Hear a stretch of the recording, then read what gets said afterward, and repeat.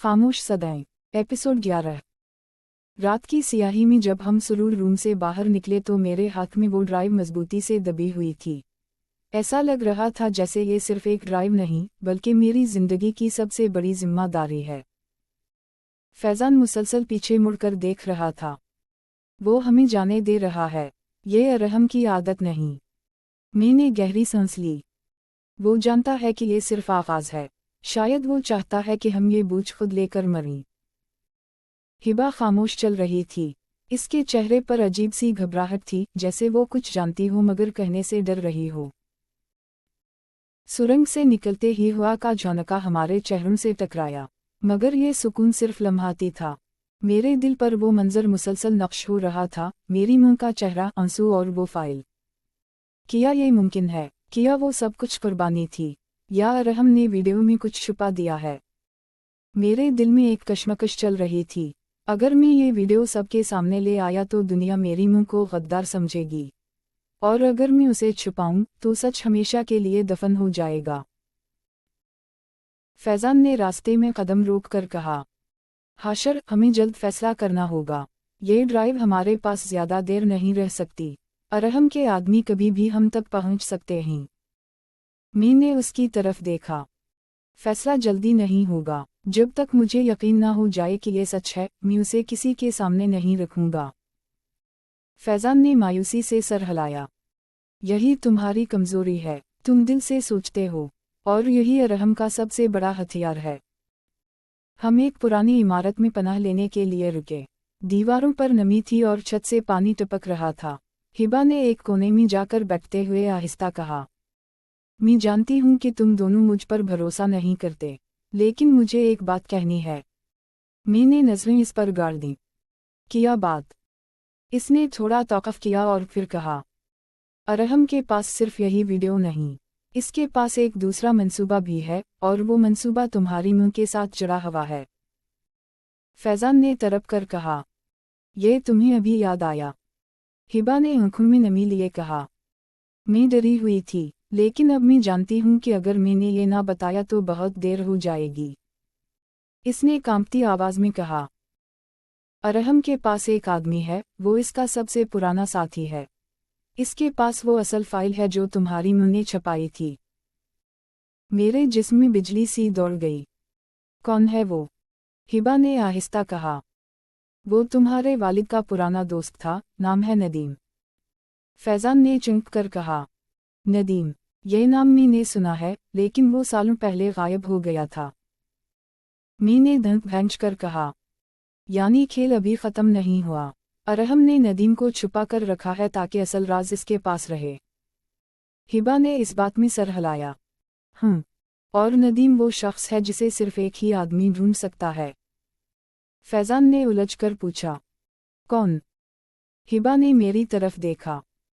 तुम्हारी मां। मेरे पैरों तले जमीन खसक गई। मेरी मां? लेकिन वो तो बरसों से। इसने मेरी बात काट दी। वो जिंदा है, हाशर, और अरहम यही नहीं चाहता कि तुम्हें इसका पता लगे। मेरे दिल ने जैसे धड़कना छोड़ दिया। मां जिंदा? ये कैसे मुमकिन है? फैजान ने मेरी तरफ देखा। अगर ये सच है तो हमें फौरन उसे ढूंढना होगा। मैं खामोश खड़ा रहा। अंदर की आवाज़ें मुझे खींच रही थीं। अगर मां जिंदा है तो वो कहाँ है, और अगर अरहम के पास है तो वो उसे किस लिए जिंदा रखे हुए है? उसी लम्हे बाहर शोर सुनाई दिया, गाड़ियों के टायरों की चरचराहट और कदमों की भारी आवाज़। फैजान ने खिड़की से झांका और कहा, वो आ गए हैं, अरहम के आदमी। मैंने ड्राइव जेब में छपाई और बंदूक उठाई। हमें अब लड़ना होगा। ये जंग सिर्फ सच के लिए नहीं, अपनी सांसों के लिए भी है। दरवाज़ा जोर से टूटा और मुसल्लाह आदमी अंदर घुस आए। गोलियों की बौछार कमरे में फैल गई। दीवारों से ईंटें उड़ने लगीं। फैजान ने जवाबी फायर खोला। हिबा एक कोने में छप गई, मगर इसकी आंखों में खौफ के बजाय अज़्म था। मैंने दिल ही दिल में कहा, मां, अगर तुम जिंदा हो तो मुझे ज़रूर रहनुमाई दो। ये जंग में तुम्हारे नाम पर लड़ रहा हूँ। कमरा गोलियों की आवाज़ों से गूंज रहा था। हर तरफ धुआं फैल रहा था और गोलियों की चनगाड़ दिल को चीर कर रख देती थी। मैंने बंदूक के धमाके के बीच फैजान को आवाज़ दी।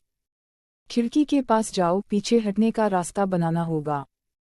फैजान ने जवाब में 2 गोलियां चलाईं और सर झुकाकर बोला, ये तादाद में ज्यादा हैं, अगर हम सीधा मुकाबला करेंगे तो ख़त्म हो जाएंगे।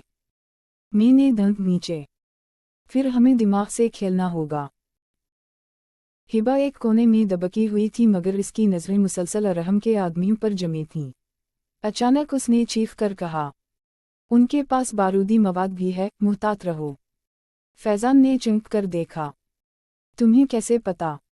वो हिचकिचाई और फिर बोली, मैं उनके साथ बरसों रही हूँ, मुझे उनकी हर चाल याद है। मेरे दिल में एक लम्हे के लिए शक जागा, किया ये सब कुछ पहले से तयशुदा है या हिबा वाकई हमारी मदद कर रही है। उसी लम्हे एक आदमी दीवार के साथ आहिस्ता आहिस्ता रंगता हुआ करीब आया और दस्ती बम खींचकर अंदर फेंक दिया। मेरी सांस थम गई। नीचे झुक जाओ। एक जोरदार धमाका हुआ, कमरा लरज़ गया, धुएं और गर्द के बादल हर तरफ फैल गए। मैंने अपनी आंखों को हाथ से ढांपा और महसूस किया कि छत के कुछ टुकड़े गिरने लगे हैं। फैजान ने खानस कर कहा, ये जगह ज्यादा देर नहीं टिकेगी, हमें अभी निकलना होगा। मैंने दीवार की तरफ देखा जहां एक पुराना लकड़ी का दरवाज़ा था। वो टूटा फूटा सा लग रहा था, लेकिन बाहर निकलने का वाहिद रास्ता था। फैजान, कौर दो, मैंने कहा और दरवाजे की तरफ लपका। फैजान ने फायरिंग शुरू कर दी ताकि दुश्मनों को रोके। गोलियां मेरी बिल्कुल करीब से गुजरती हुई दीवार में पेवस्त हुईं। मैंने पूरी ताकत से दरवाजे को लात मारी। एक झटके के बाद वो टूटकर खल गया। बाहर अंधेरा गली नुमा रास्ता था जो शहर के पीछे वाले इलाके तक जाता था। चलो, मैंने आवाज़ दी। फैजान ने मुझे कौर दिया और हिबा को पकड़कर बाहर निकाला। हम तीनों अंधेरी गली में दौड़ने लगे। पीछे से गोलियों की आवाज़ अब भी सुनाई दे रही थी मगर हम मुसलसल भागते जा रहे थे। कुछ फासले पर एक पुरानी टूटी फूटी गाड़ी खड़ी थी। फैजान ने इसका दरवाज़ा जोर से खोला और हमें अंदर बिठाया। ये अभी भी चलती है या नहीं पता नहीं, लेकिन दुआ करो, इसने कहा और गाड़ी स्टार्ट करने की कोशिश की। कई बार कोशिश के बाद इंजन धड़का और गाड़ी चल पड़ी। गाड़ी के शोर में हिबा ने आहिस्ता कहा, हम ज्यादा देर बच नहीं सकेंगे, अरहम हमें हर तरफ ढूंढ रहा है। मैंने उसकी तरफ घूर कर देखा। फिर सीधी बात करो, नदीम कहाँ है? इसकी आंखों में खौफ और पशीमानी झलकी। मैं सिर्फ इतना जानती हूँ कि नदीम अब भी शहर में है, लेकिन वो खुलेआम नहीं रहता। वो एक कोड नेम इस्तेमाल करता है, सब लोग उसे साया कहते हैं। फैजान ने हैरत से कहा, साया? मैंने ये नाम ब्लैक मार्केट में सुना है। वही शख्स जो हर राज बेचता है और हर झूठ खरीदता है। मेरी मुट्ठी सख्ती से बंद हो गई। अगर नदीम ही साया है तो ये खेल इससे भी बड़ा है जितना हम सोच रहे हैं। फैजान ने गाड़ी का रुख एक वीरान इलाके की तरफ मोड़ते हुए कहा, पहले हमें महफूज जगह चाहिए, फिर नदीम तक पहुंचने का तरीका ढूंढना होगा। रास्ते में रात और ज्यादा गहरी होती गई। गलियां सुनसान थीं और हवा में खौफ का बूझ था। गाड़ी की हेडलाइट्स जब भी किसी इमारत पर पड़ती तो लगता जैसे पुराने साये हमें घूर रहे हों। उसी दौरान हिबा ने हिचकिचाते हुए कहा, एक और बात है, नदीम सिर्फ उस शख्स के सामने आएगा जो उसे इसका पुराना वादा याद दिलाए। मैंने उलझकर पूछा, कौन सा वादा? इसने धीरे से कहा, तुम्हारी मुंह का दिया हुआ वादा कि सच कभी दबेगा नहीं। मेरी सांस रुक गई। तो इसका मतलब है कि मां और नदीम के दरमियान कोई खुफिया रिश्ता था, और शायद उसी लिए वो आज तक जिंदा है। फैजान ने गाड़ी रोकी और मुझे सीधी नज़र से देखते हुए कहा, हाशर, अगर ये सब सच है तो हमें मानना पड़ेगा, खेल अब सिर्फ तुम्हारे और अरहम के दरमियान नहीं रहा। यह तुम्हारी मां, नदीम और शायद पूरे शहर की तकदीर का खेल है। मैंने खिड़की से बाहर अंधेरे को घूरते हुए कहा, और अब वक्त आ गया है कि इस साये को रोशनी में लाया जाए।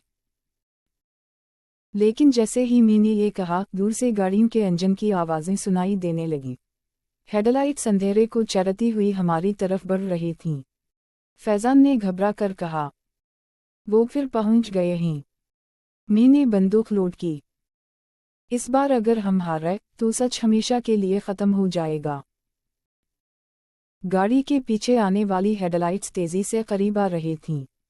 फैज़ान ने एक झटके के साथ गाड़ी का स्टीयरिंग घुमाया। टायरों की चरचराहट अंधेरे में गूंजी और गाड़ी एक तंग गली में घुस गई। ये ज्यादा देर हमारा पीछा करेंगे, फैज़ान ने दंत भींचते हुए कहा। मैंने पीछे मुड़कर देखा।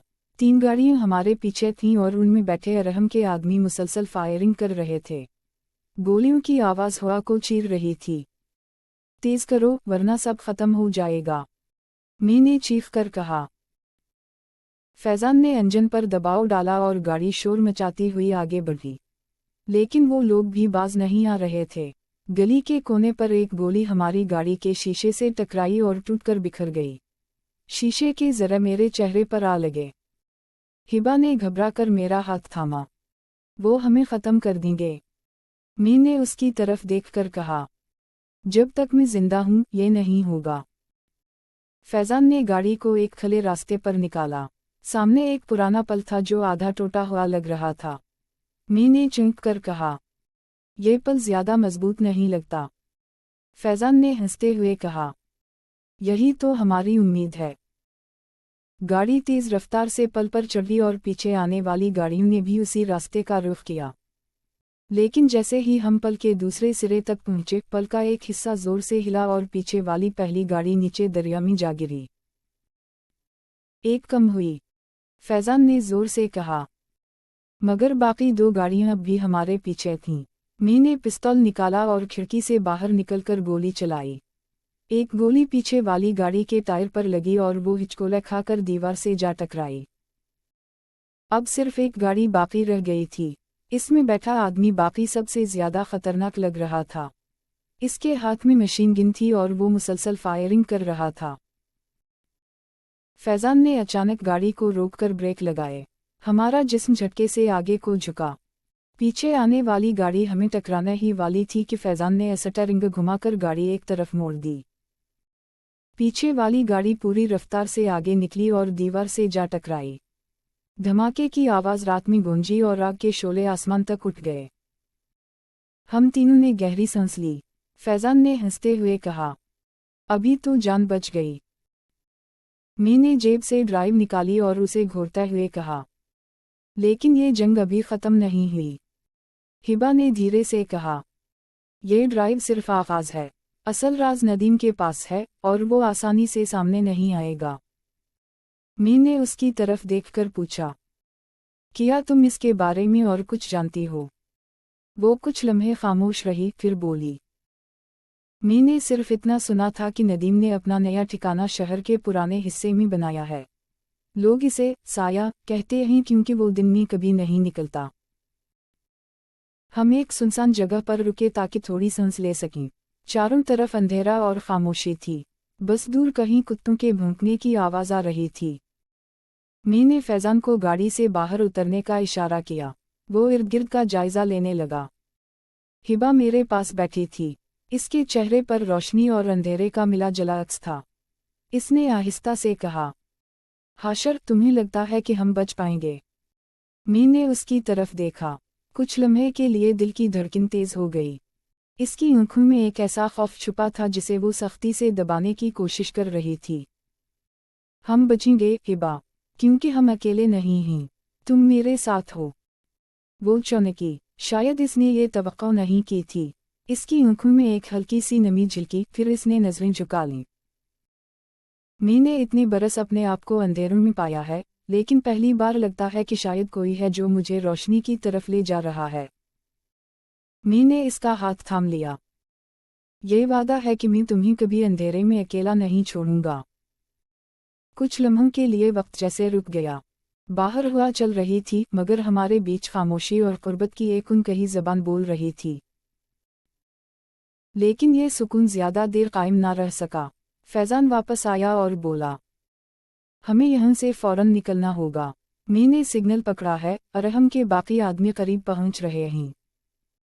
मैंने हिबा का हाथ छोड़ते हुए ड्राइव अपनी जेब में डाली। चलो, सफ़र अभी बाकी है। नदीम को ढूंढना है। जैसे ही हम गाड़ी में बैठे, मैंने आखिरी बार पीछे मुड़कर अंधेरे को देखा। ऐसा लगा जैसे वहाँ कोई साया हमें देख रहा है। क्या वो नदीम था या महज मेरा वहम? एपिसोड 11 हिस्सा सोम खत्म। कैसी लगी आपको आज की किस्त? अपनी राय का इजहार ज़रूर करें और वीडियो को लाजमी लाइक करें और हाशर हिबा के दरमियान रोमांस का पहला वाज़ेह इजहार आएगा।